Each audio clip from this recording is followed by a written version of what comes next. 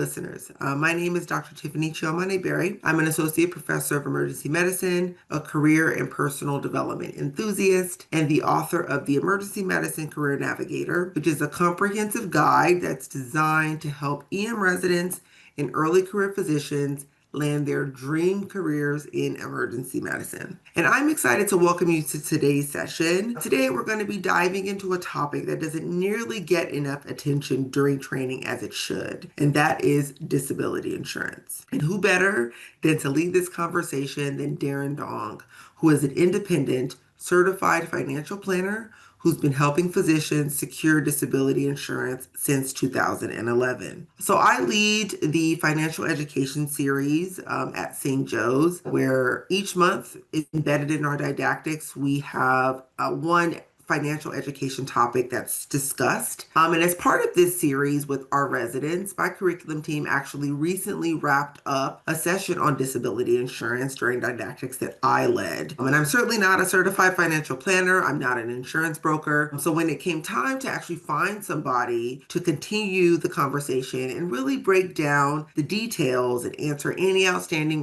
questions for our residents, Deron was the first person that came to mind. He helped me secure my own policy back when I was a resident. I was thrilled to have him share his expertise with our residents and to share his expertise with you today. So Deron regularly works with physicians across numerous teaching hospitals along the California coast. He knows disability insurance inside and out. And while this lecture was created for residents at St. Joseph's Medical Center here in California, the principles, the takeaways, they all apply broadly to trainees across all specialties and locations. And keep in mind that eligibility, available options, and what can be negotiated may change from year to year. So be sure to get the most up-to-date information on what's available to you. So let's jump in. Here's Deron Dong. All right, so let's get rolling. So thank you for joining me. For those of you who are live, those of you who are reviewing this recording, I appreciate you taking the time to listen to my presentation here about disability insurance. I know it's not the most exciting topic, but so I do appreciate you taking the time. And I was talking to Dr. Annie Berry, and she was saying that you had some tax presentation earlier. So taxes and disability insurance in the same day, that's pretty heavy stuff. So appreciate you taking the time. So for today, basically, we're going to be talking about Disability Insurance 101. And the way that I present it, it's called the Disability Insurance Pricing Square. It's a fantastic presentation. If I say so myself, I give this presentation to all of my clients, whether one-on-one or in a group setting like this. I always get fantastic feedback about the presentation. It'll hopefully answer about 90% of your questions. So hopefully you will find it as educational and informational as those before you.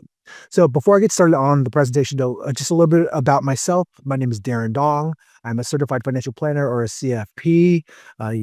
For those of you who watch sporting events on TV, all those CFP commercials, those annoying ones, I do have that designation. So that is me. So to be very clear, I am an independent financial advisor. I do not work with any insurance company directly, or I'm not an employee of any insurance company. So we will be talking about specific policies, specific insurance companies in the future. Just be aware that, I don't work with them. I shouldn't say I'm not an employee of them, right? So obviously I work with all of them in certain capacities, some more than others for various reasons, but I am an independent financial advisor. Okay. As far as me, I've been working in the hospital space for a number of years now. I was fortunate enough to meet Dr. Annie Berry when she was a resident, not too long ago, but when she was a resident and helped her when she was looking at disability insurance, and she was kind enough to bring me in now to present in front of all of you. So that's kind of why I'm here. All right. So as far as the agenda today, so we are going to talk about the Disability Insurance Pricing Square. So I'll go over all that in a second. The second thing we'll talk about is I know all you want to know about all the discount programs that are available to you as residents/fellows at St. Joseph's. So we will review all the programs with all the companies, so you will know what exists and what you can leverage and what makes sense given your situation. You'll be able to hopefully just disseminate that. Number 3, we'll actually talk about how much disability insurance costs. So whenever I work with clients, I basically create what is called a disability insurance comparison matrix, which is basically a matrix of all the side-by-side companies and policies so that you can see apples to apples how the policies stack up against each other and how much they cost. So we will go to all of that, so you have an idea of how much this stuff costs as well. And just depending on the time we may have a chance to talk about individual disability insurance, individual disability insurance, which is what we're talking about tonight, versus group disability insurance, which is basically the disability insurance that is provided to you by your employer or your future group that you're working for, or whatever that may be, and kind of how they play together. What are the differences? What are the pros and cons? So we'll talk about all that stuff as well. Okay, so if you allow me to speak it out this first second. So why are we purchasing disability insurance? So simple math. The example that I always give is, let's say you're 35 years old, you're making $200,000 per year, assuming you're working to age 65 over the next 30 years. Let's hope none of you are, but assuming that your working lifetime is the next 30 years or to age 65, simple math, basically your income earning potential during your working lifetime is about $6 million. That's obviously 30 years times $30,000 per year. Now, so that's really the asset that we are protecting, right? Your income earning potential, that is the asset that we're protecting. Obviously, you're not going to be making $200,000 flat for the next 30 years. You'll be making much more money with cost of living increases, raises, inflation, all that stuff factored in. You're probably making closer to 12 or 15,000, well, 12 million or $15 million over your lifetime. But again, simple math, that's what we're protecting. If I could put my certified financial planner hat on for a second, I think I'm a pretty good certified financial planner. With all of my clients that I do actual financial planning for, I'm building financial plans.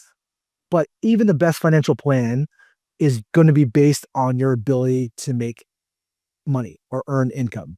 And so obviously, if you lose that ability, even the best financial plan has a really hard time completing.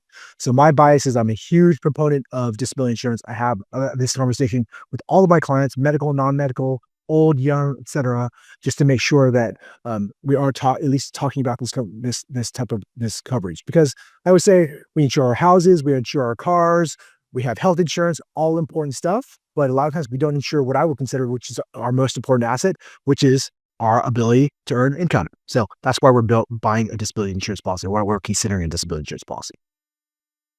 So this is the disability insurance pricing square, or as on the page, it's more of a rectangle.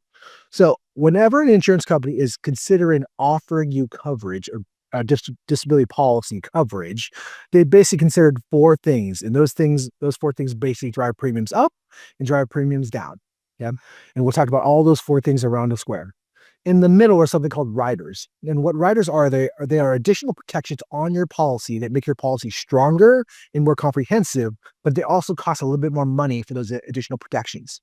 Now, that said, there are a number of riders that are out there. Riders that, for example, pay your student loan payments in case you become disabled.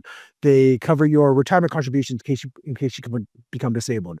They cover if you are catastrophically disabled, they will cover that as well, an additional benefit on top of that. They will cover you in case you're unemployed. There's a number of riders that you can pop onto an a disability insurance policy to make it stronger. That said, I think those things are all nice to haves. I actually consider them fluffy. So all the riders that I'm going to talk about today, there's 5 of them, are the essential riders that I recommend to all of the clients, especially the medical clients that I work with.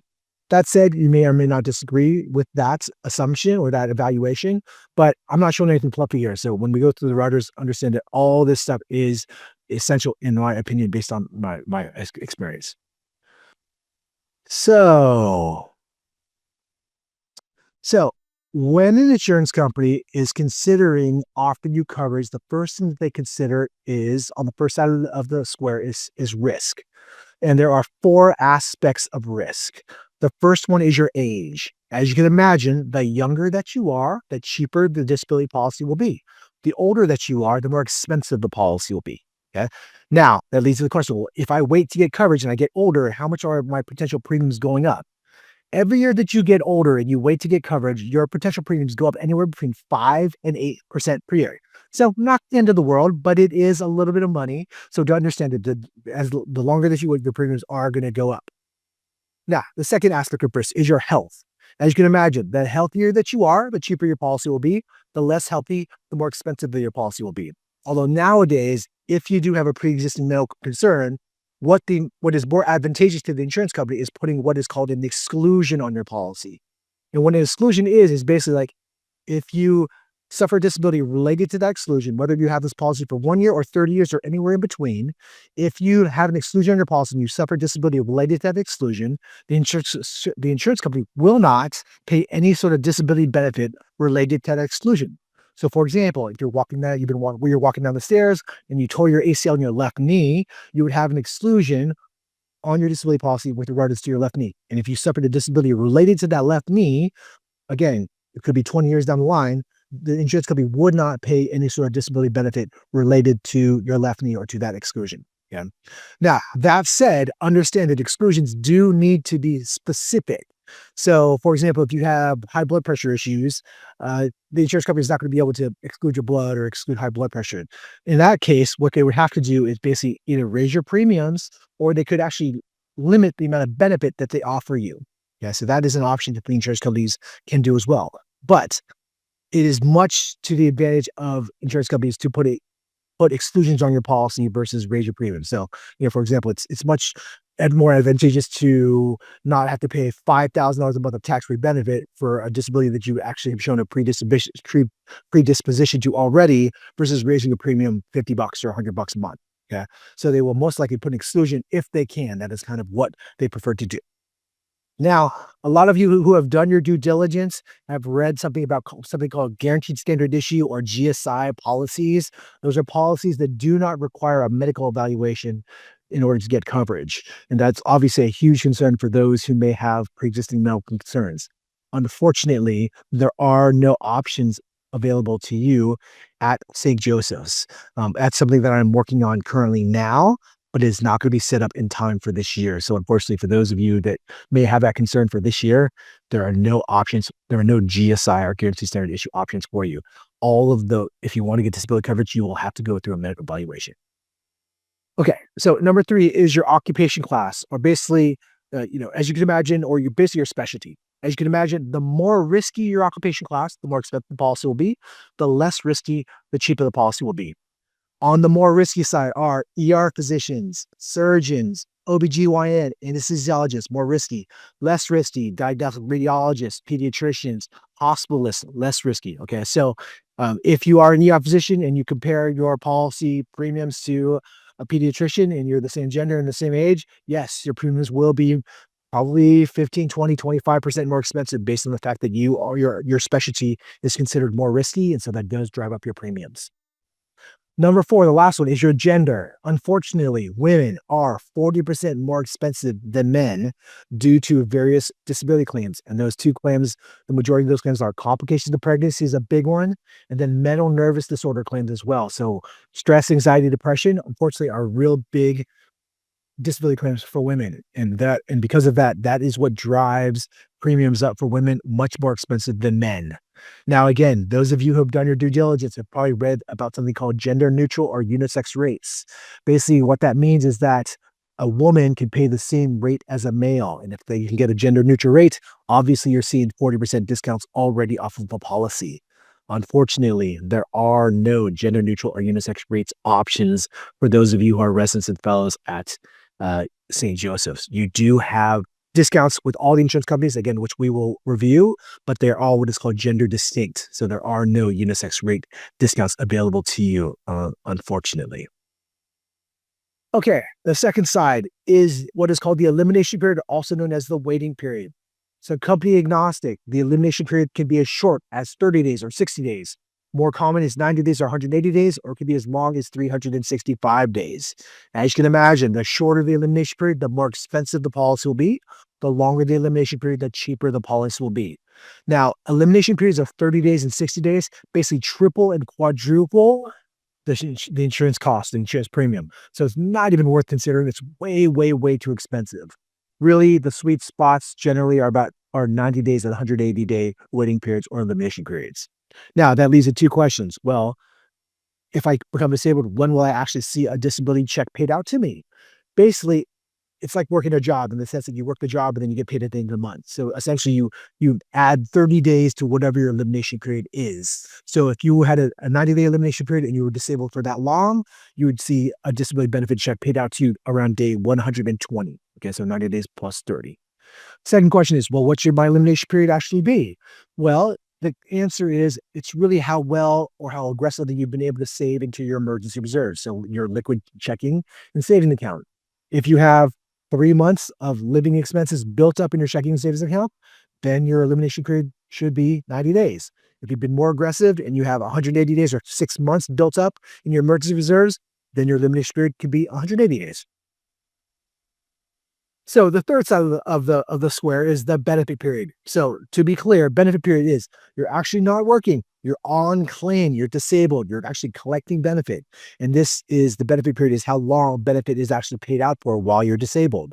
So again, company agnostic, the benefit periods can be as short as 2 years, 5 years, 10 years, or more commonly to age 65 or to age 67. As you can imagine, the shorter the benefit period, the cheaper the policy will be. The longer the benefit period, the more expensive the policy will be. I would say nowadays, the most common benefit period is age 65. On the last side of the square is something called, or is also called monthly benefit. So this is how much benefit you actually qualify for in case you were actually become disabled. So if you make $100,000 of gross income, so pre-tax income, an individual disability policy will cover 60% of your gross income. Now, as you start making more than $100,000 of gross income, so much more than that, the 60% coverage starts to go down like this, kind of like down in a curve that starts to get steeper and steeper and steeper. And that is because as you make more money, the assumption is you're in a higher tax bracket. And number two, if as you make more money, you are more likely to self-insure over a short period of time. So they do start to limit the 60% after you start making more than $100,000 of gross income. Now, the maximum benefit that you can get with most companies, not all companies, but with most companies, is $30,000 a month of benefit. So even if you made $2 million running your own practice, you still would only be able to get $30,000 per month in coverage because that is the maximum amount that is allowable through an individual disability policy. Now, I do always want to remind everybody that if you buy individual disability policy and you were to go on disability claim, knock on wood, those benefits are tax-free. They are not taxable. It is a tax-free distribution, a tax-free benefit. So be aware of that.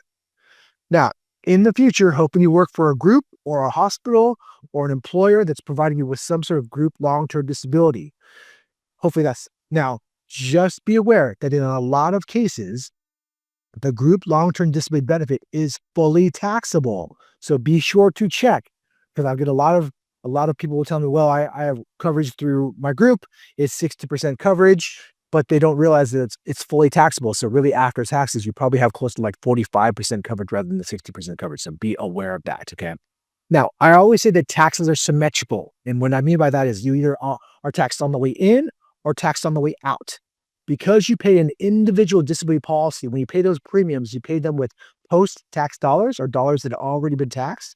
That is why the benefit is tax-free on the way out.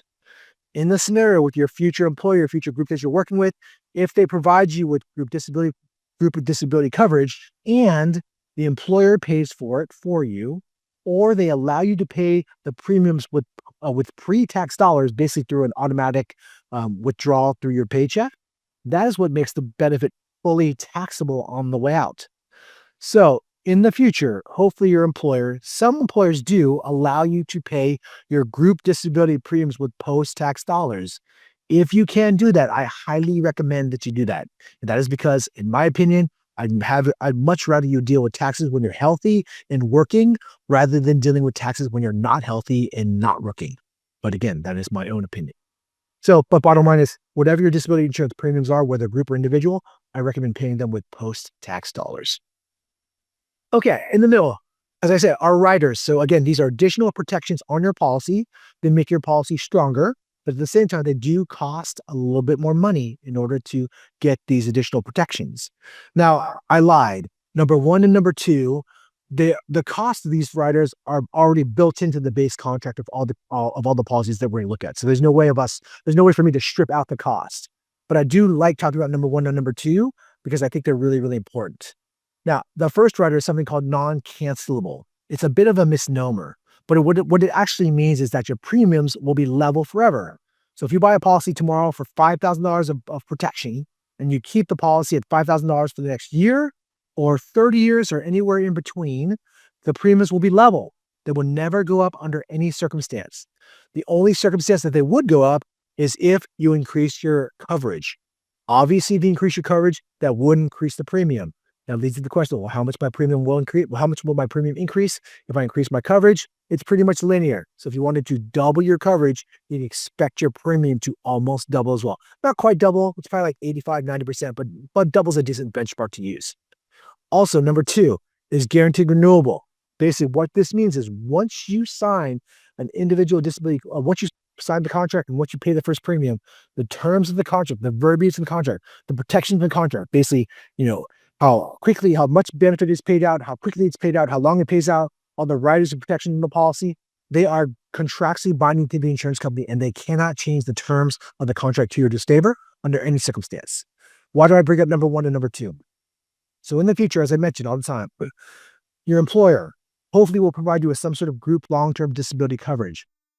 If they do, that's great, but understand that the contract exists between the insurance company and your employer, and you're basically just riding the coattails of your employer to get coverage. Nothing wrong with that, but understand, for example, if the insurance company comes to your employer and says, you know what, we're seeing a lot of ER physicians go on claim. We're going to raise the rates on all of the ER positions because this book of business is losing us money. So that's a unilateral decision, and you basically have to accept the fact that your premiums are going up, or you have to drop your coverage. Now, to be clear, they cannot raise the rates on your policy specifically. It has to be a whole class of individuals.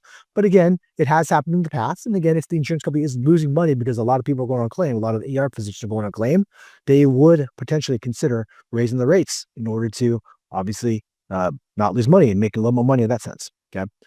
Guaranteed renewable, the second one, guaranteed renewable. So if they said, you know what, the insurance company came to the employer and said, you know what, we're seeing a lot of female ER physicians go on claim for complications of pregnancy. When we initially put in the coverage, we said we would cover these types of disabilities all the way to age 65. You know what, we're not going to do that anymore.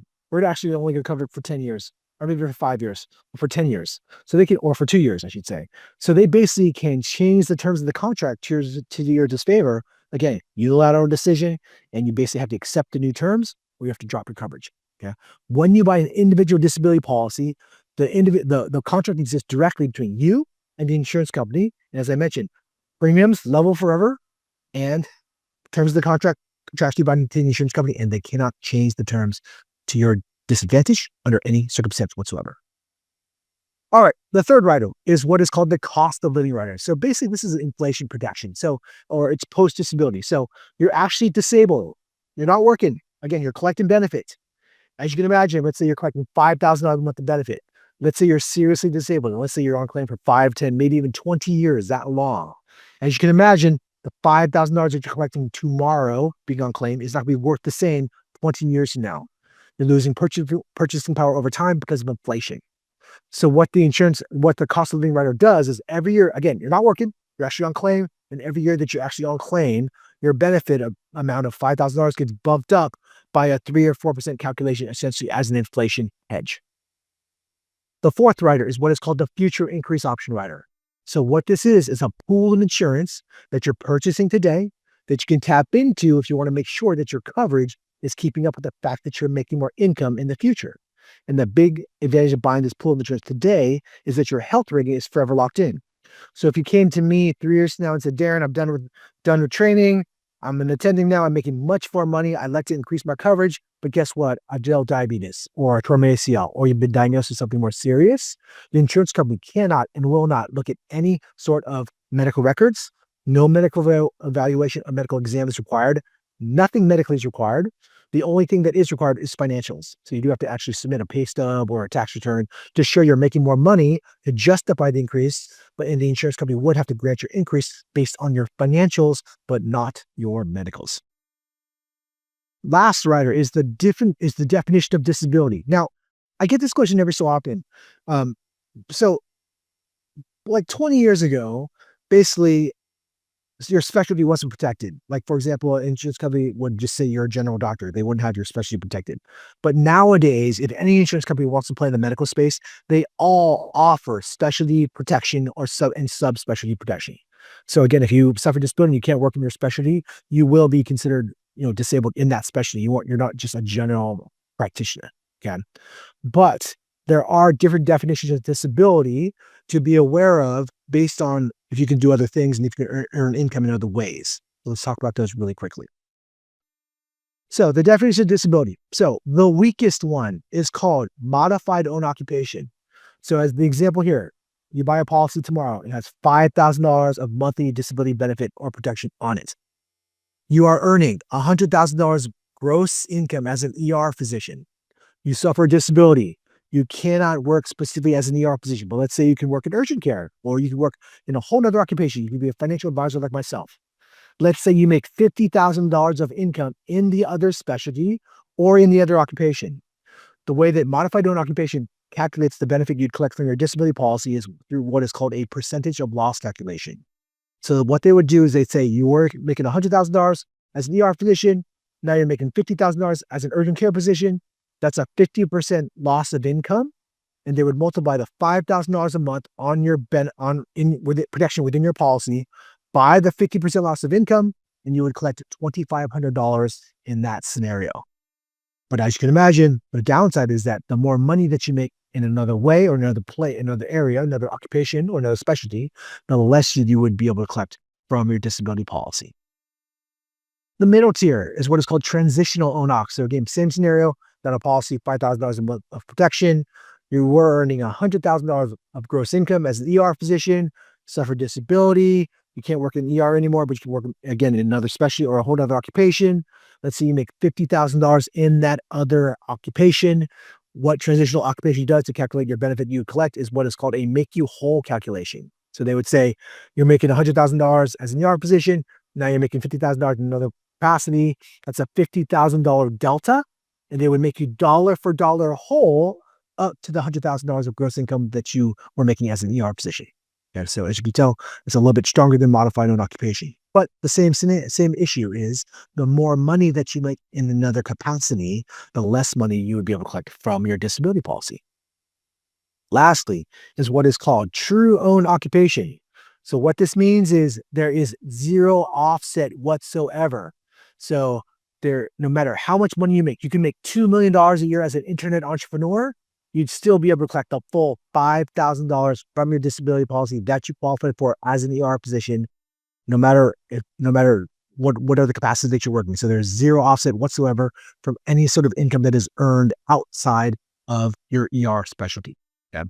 And that is obviously what I recommend for all of the physicians I work with, because like yourselves, you're young, you're educated, you're motivated. Most people will say, unless I am totally disabled, I will probably try to earn income in some capacity. And I don't like the fact that there is an offset with modified own occupation and transitional own occupation. Yeah. Now, if we're talking about brass tacks, we're talking about how much this stuff costs. If you wanted to downgrade from true own occupation to transitional occupation, you'd probably save roughly anywhere between 7 and 8% in premium. If you wanted to downgrade from traditional to modified own occupation, you'd probably save another 7 to 8% as far as premium is concerned as well. Yeah. And if you went from true own all the way down to modified own, you'd probably save around 15% in premium in that sense, the scenario if you wanted to downgrade that way. Okay. So I do have some FAQs I get asked a lot, so I just bring those up here. The first one is, so Deron, I'm going into fellowship. Can I wait until the end of my fellowship to get coverage? The answer is maybe. So what I mean by that is all the discounts programs that we're about to talk about are tied to your teaching hospital, specifically St. Joseph's. So once I should say, they're tied to your teaching hospital while you are in training. So once you leave St. Joseph's or you finish training, so even if you transition, you are still at St. Joseph's, but you're attending, you will lose access to all the discount programs that we are about to discuss. So the question is, if you are going into fellowship in another teaching hospital, do the same or better discount programs exist or not? Because you'll want to know that, because that's going to obviously drive your decision of whether you should coverage now or you can wait. Now, I would say that if you want to wait until fellowship and you are going somewhere else, please talk to me. I have all the contacts anywhere necessary in all the insurance companies to figure out what discount programs, if any, actually exist at the teaching hospital you're going to. So if you tell me, Deron, I'm going to Stanford, Deron, I'm going to Brigham and Women's. Darren, I'm going to Presbyterian in New York. I can talk to my contacts and figure out, okay, these are the discount programs that are there. They're better, they're worse. That's definitely something you can do. If they're better, you can wait. If they're worse or there's none, we should consider maybe getting coverage before you lose access to these St. Joseph's discount programs. Yeah. So talk to me if you're thinking about waiting. Two, how can I afford disability coverage during training? So I would say, I mean, I get it. If you want coverage during training, obviously, while you're in a training salary, money doesn't grow on trees, and cash flow is king. So there are ways that we can actually structure a policy and minimize the coverage to basically make sure that the premiums are manageable while you're on a training salary. But then once you transition to an attending role, that policy can then be maximized if you want to do it in order to cover your attending income at that time. Now, it's not free. I mean, there is some cost, even with a minimal policy. It's going to cost you at least $100 to maybe $125 a month. So it's not free, but there is ways that we can get you some basic coverage if you want it while you're in training, keep the premiums manageable, but still allow you to maximize the coverage once you are done the training and you want to possibly increase your coverage while you're in it, when you're in attending. Three, my fellowship or my next role, if you're not going to fellowship and you're actually moving into an attending role, is going to be outside of California. Does it make sense to apply now? So in this case scenario, it's kind of a win-win. And what I mean by that is, unfortunately, for those of us who live in California, everything's expensive, and that includes insurance premiums. Disability insurance premiums are probably about 20% more expensive than any other state in the union. So definitely, if you're moving outside of California, pretty much after, but it has to be pretty much almost immediately after you finish training, it does make sense to consider getting a policy that is not California based. It is somewhere else based. And let's say you're moving to Iowa. Basically, you can get essentially an Iowa policy. It's going to be almost the exact same coverage as California. It'll just be 20% cheaper. So definitely, if you are moving somewhere pretty much immediately after graduation, you want to consider getting a non-California policy. If you're planning to move 2 or 3 years from now, then it's not going to make sense because you're not going to still have access to the discount programs. So you do have to be moving pretty much immediately after your graduation. And so then you can get, again, the non-California rates, and you can still leverage the St. Joseph's discounts. So in that sense, that's why I say it's a win-win. Number 4, what about my future employer's group disability coverage? So I'm not here to bash group disability coverage. I'm just trying to give everyone the information they need about the different types of coverage to figure out what kind of decisions you want to make that makes sense for you. Now, again, nothing wrong with group disability coverage. That said, you are at the mercy of what your future employer is willing to provide. In some scenarios, for example, Kaiser, they have notoriously great benefits. On the other end of the spectrum, I work at UCSF. UCSF attending benefits are not as great. So really, it all depends on kind of what your future employer is willing to provide to you and or is willing to pay for. And so sometimes that can be good, sometimes it can be not so good. So unfortunately, we may not know kind of what that situation for you is, since you may not have your offer in hand yet, or you may not know where you're actually going quite yet. Now, that said, it is an objective statement for me to say that any individual disability policy is going to be stronger than any group disability policy. So with all the people that I work with, all the physicians that I work with, I always recommend at least having a strong base of individual disability coverage as your foundational disability coverage. And then if you want to use your group coverage as a supplement to that, that can make sense. But don't think of it the other way around. Don't think of using your group coverage as the base and then the individual as a supplement, because you want to have obviously the stronger coverage, meaning when I say stronger coverage, meaning if something were to happen to you, we know that it's going to pay out sooner, faster, more benefit.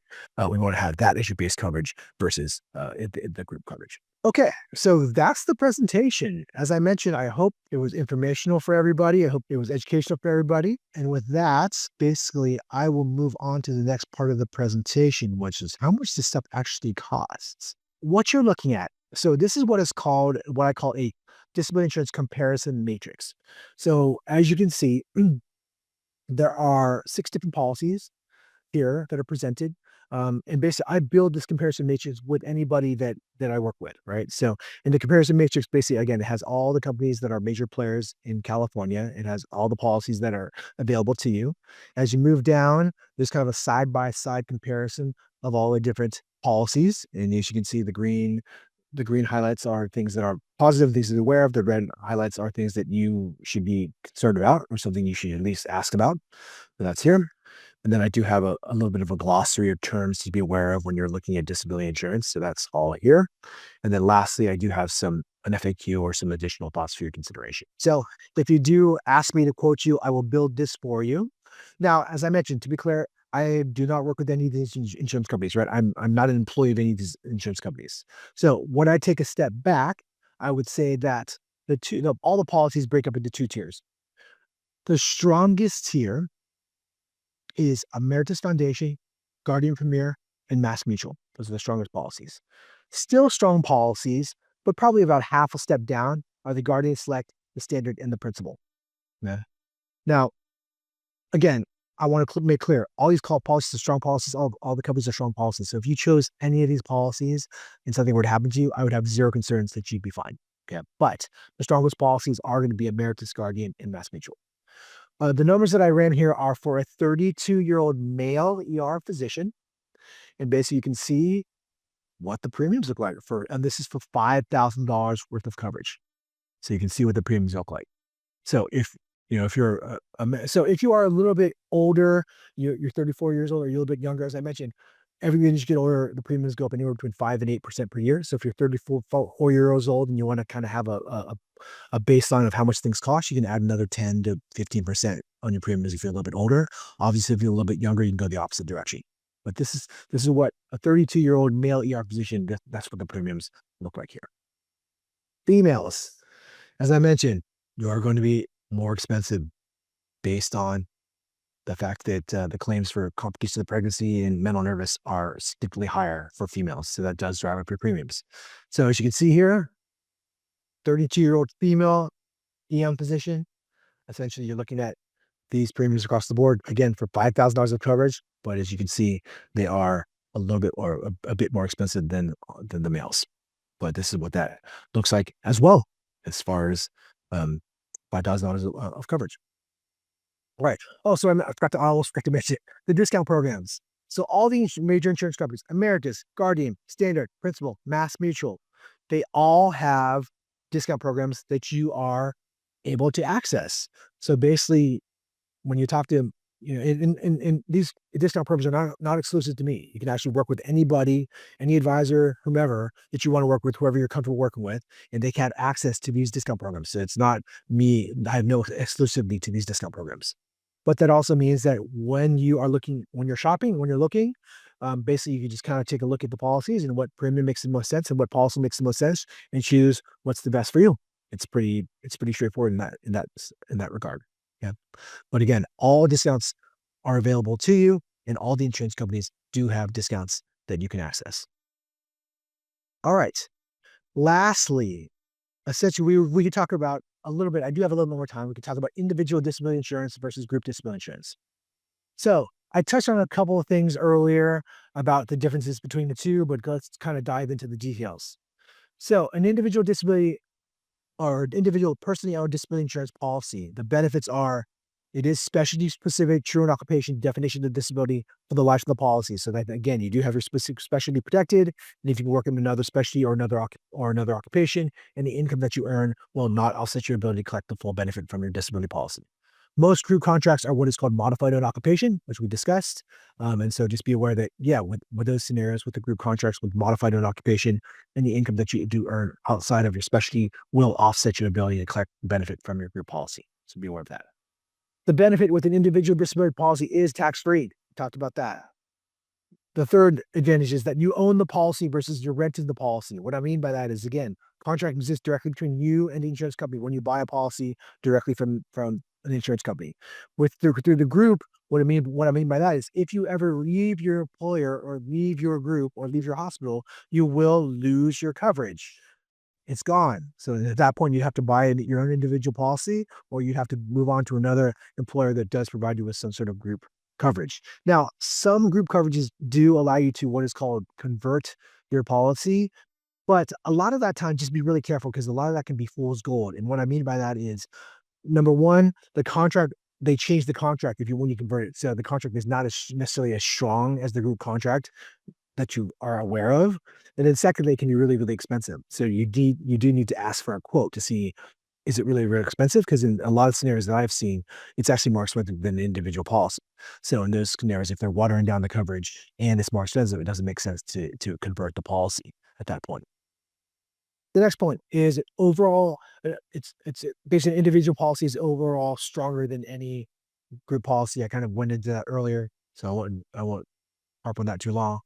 And then a big one is underwriting is done prior to going on claim, not after. So what I mean by that is when you apply for an individual disability policy, they are going to do they're basically going to go make you go through either a medical phone screen, or you have to complete an online phone screen where they or an online form asking you basically all the uncomfortable medical questions.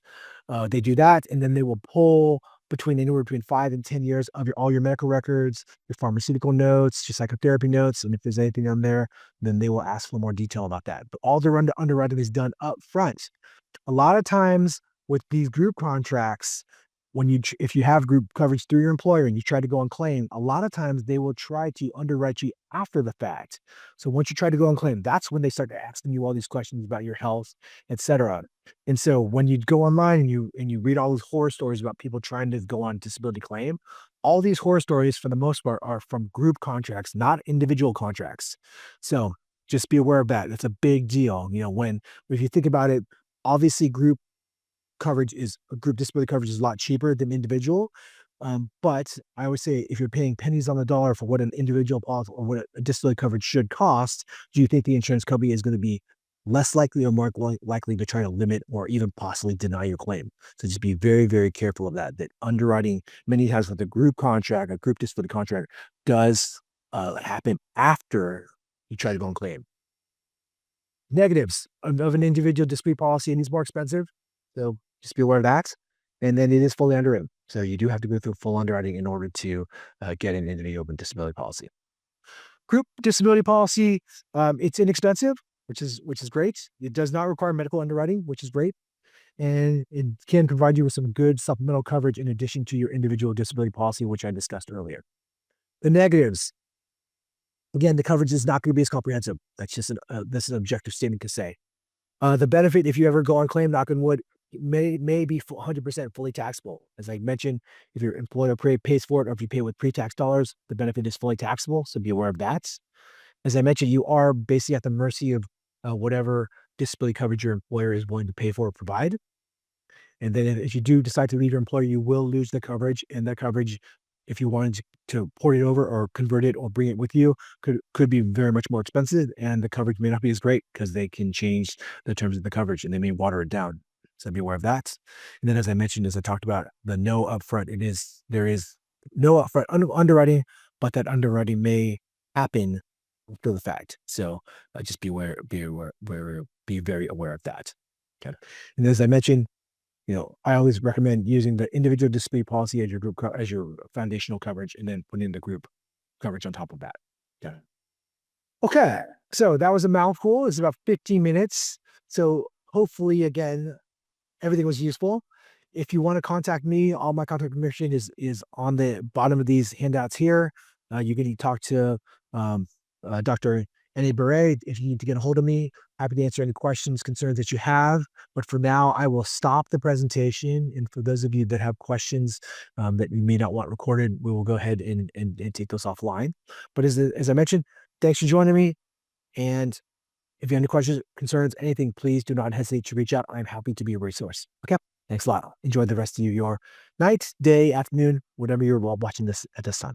Thank you, Darren. We greatly appreciate your time today. You are welcome to reach out to him with the contact information that was provided in this session. And you can find this and more medical career and personal development content right here on the TCAMD YouTube channel or in your copy of the Emergency Medicine Career Navigator that's available on Amazon in both paperback and ebook formats. We're also hoping to be able to include the book with other online distributors, so please be on the lookout for that. There should be a QR code that is at the bottom of your screen that you can scan to find your own copy on Amazon. And finally, don't forget to ask your residency program to order copies for you and your co-residents. There are bulk discounts that are available for larger orders, so be sure to ask your residency program if that's something that they're interested in. Thank you all so much. Please be sure to like, subscribe, share this video with other residents if they're interested in learning more about disability insurance, and especially to secure a policy prior to graduation. And we will have some more videos available for you guys very soon. Thanks so much.